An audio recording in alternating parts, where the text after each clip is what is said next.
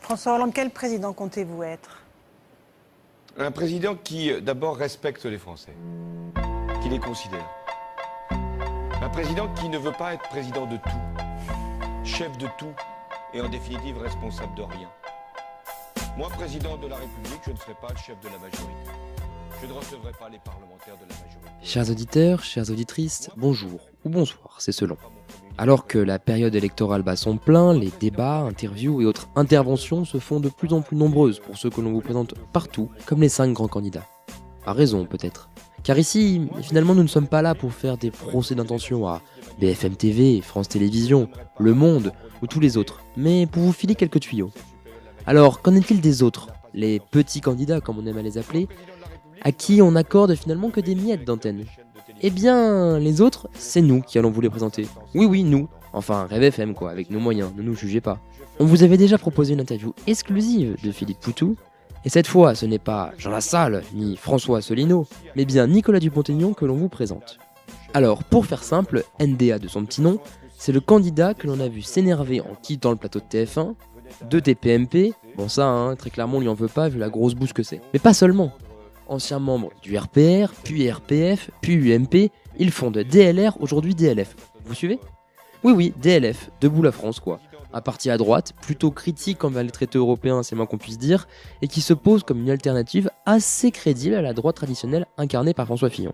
Bon alors, assez crédible, on s'entend, Il pèse grosso modo 5-6% dans les sondages. Mais quand même, le gars, il est là.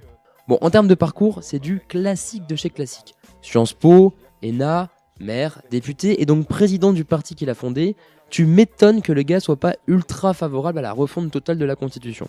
Alors, alternative crédible à une droite fragilisée ou feu de paille électorale pour un candidat condamné à vivre dans l'ombre des grands partis des dominants, c'est la question qu'on s'est posée.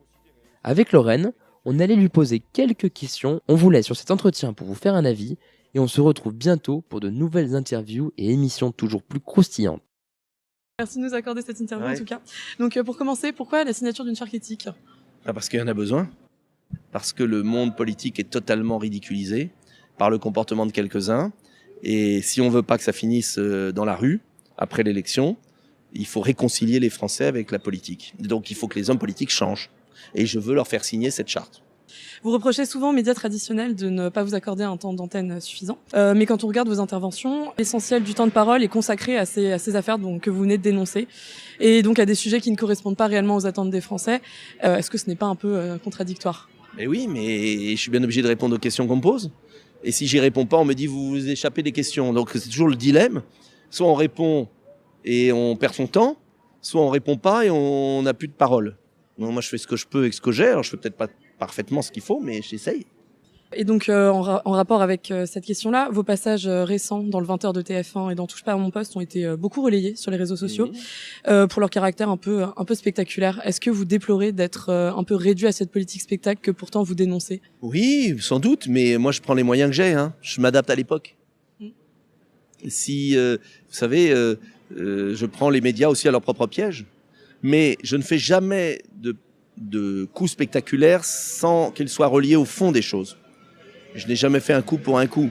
J'ai fait à TF1 parce que c'était injuste. Et ça a eu un écho parce que les Français ont bien compris la manipulation de certains médias. Comment ils veulent imposer des candidats. Donc, si vous voulez, vous savez, la communication n'est que la mise en valeur d'une réalité. Les mauvaises communications, c'est quand elles vendent du vide. Mais une bonne communication, c'est de faire écho d'un vrai problème, d'une vraie solution.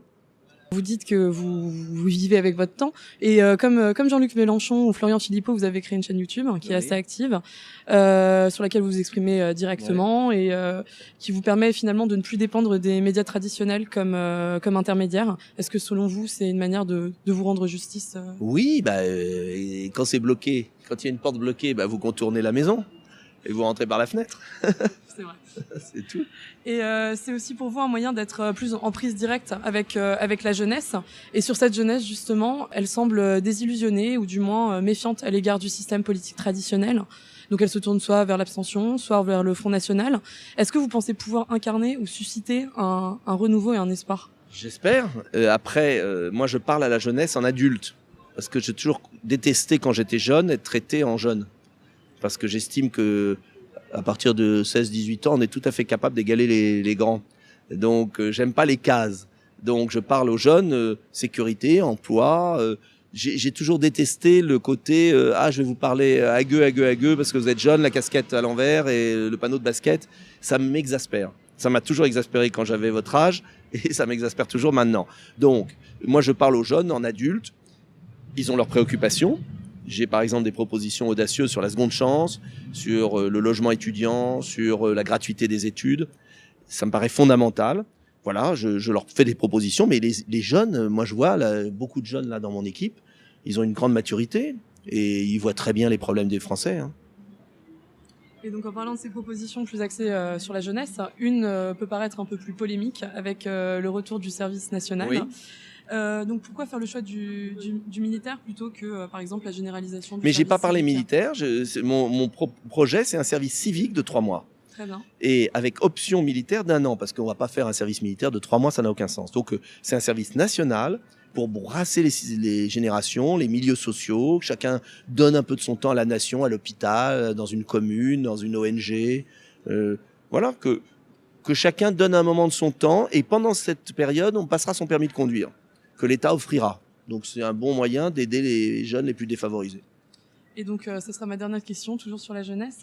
Qu'avez-vous à dire à de futurs diplômés, par exemple de l'ESSEC, qui sont a priori plutôt pro-européens, avec à l'aise dans le cadre d'une économie globalisée, concurrentielle, et qui auraient donc a priori plus à perdre qu'à gagner avec la fin de l'Europe telle qu'on la connaît? Non, il n'aurait pas à perdre parce qu'un arbre, il peut aller monter au ciel s'il a des racines.